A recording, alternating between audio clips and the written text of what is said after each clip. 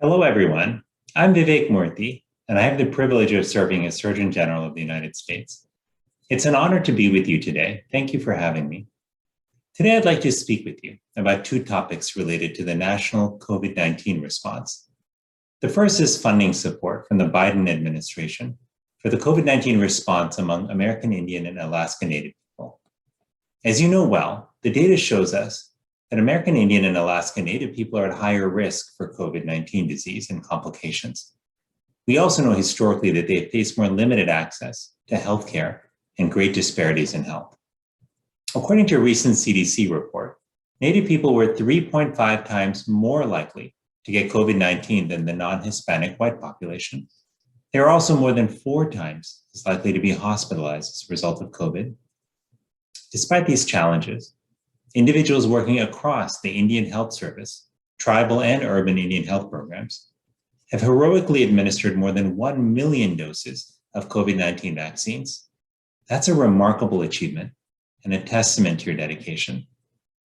Earlier this month, the administration doubled down on this critical work with a $4 billion investment from the American Rescue Plan to Indian Health Service, tribal and urban Indian health programs. Specifically, these funds will support the following: expanded COVID-19 vaccinations, including mobile efforts, large-scale vaccination events, and public education and outreach campaigns; expanded testing, contact tracing, personal protective equipment access, and treatment; increased preventive health services for those at higher risk for COVID; increased support for telehealth, the healthcare workforce, and the broader Indian healthcare system, which, by the way, has been hit hard during the pandemic due to lost reimbursements for care from public and private insurance. We're committed to reducing health disparities and ensuring equity in our response to COVID-19. This funding is part of our broader commitment to increase access to vaccines and reduce the spread of COVID-19 in hard-hit communities. The second topic I'd like to touch on doesn't always get enough attention. It's the impact of COVID-19 on our mental health. We so often talk about the COVID-19 pandemic in cases, hospitalizations, and vaccination numbers. But for many Americans, this pandemic has also affected our mental health and the well-being of our children.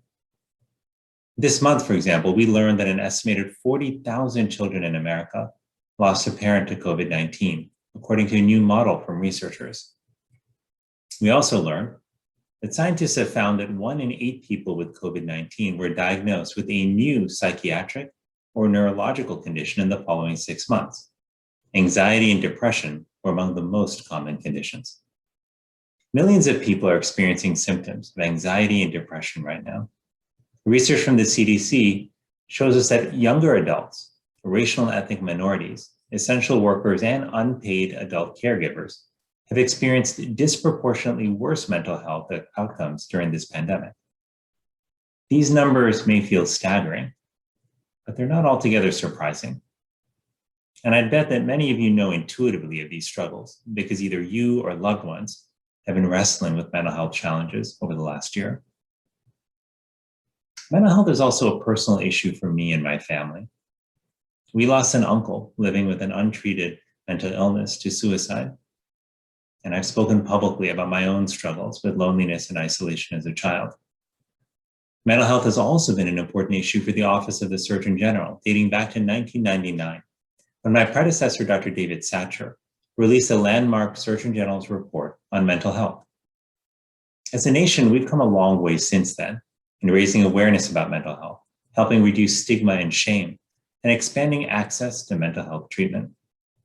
The pandemic has only added urgency to these challenges. Millions of Americans have experienced the trauma of family, friends, and neighbors dying or being hospitalized with COVID-19. Working people have lost jobs or had their hours cut. Parents, especially mothers, have endured significant stress in caring for their children and adapting to virtual schooling. Kids themselves have been isolated from their friends and supportive school environments, and patients dealing with anxiety, depression, addiction, and other illnesses have had their access to treatment disrupted. Healthcare workers themselves have also gone through unimaginable pain, watching, in some cases, dozens of their patients die from this terrible disease. The statistics on substance misuse, which so often occurs alongside mental illness, are also heartbreaking. More than 87,000 of our neighbors, friends, and family members died of a drug overdose over the past year, the highest number of yearly drug overdose deaths in recent memory. That's why the work of the National Indian Health Board and your partners is so important right now. The National Indian Health Board's work in collaboration with tribal governments, public health professionals, and public health policy experts is absolutely critical for extending access to prevention and treatment services. Very importantly, as trusted voices, many of you also shape culture, which is how we think about issues like mental illness and substance use disorders. I know that your leadership has been essential in us helping more people in America recognize that you are not broken if you are struggling with your mental health, and you are not morally deficient if you are living with a substance use disorder. Your work has helped people understand that these challenges are human challenges that so many of us and our loved ones experience. We are all vulnerable, and we can all recover with the right care and support. This work, this very difficult work of changing culture and expanding prevention and treatment when it comes to behavioral health, this is such important work. But it is work we cannot do alone, which is why I am so grateful that you've come together to share ideas, learn from one another, and push others to act. And I can commit to you that you won't stand alone. The Biden administration will be a partner to you in your efforts. The administration has already provided nearly $3 billion to states and territories to address mental illness and the addiction crisis.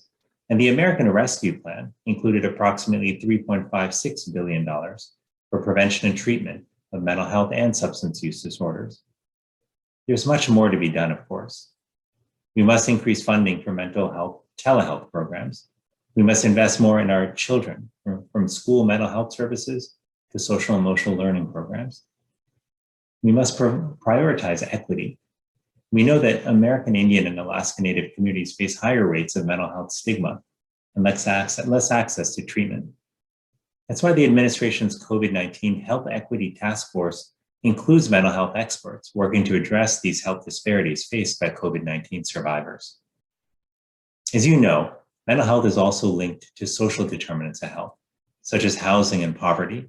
That's why this work will take a whole of government, in fact, a whole of society effort.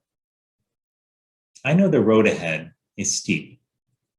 We have a great deal of work to do, and we are still making our way through a very difficult pandemic. But the progress that we have made gives me faith in what is yet to come. The community that you have built reminds me of that old African proverb: if you want to go fast, go alone. If you want to go far, go together. Together, I believe we will go far. And I thank you again for all the work you are doing. And I look forward to learning from you and partnering with you in the months ahead as we seek to create stronger, healthier communities and a more resilient and kind world. Thank you so much.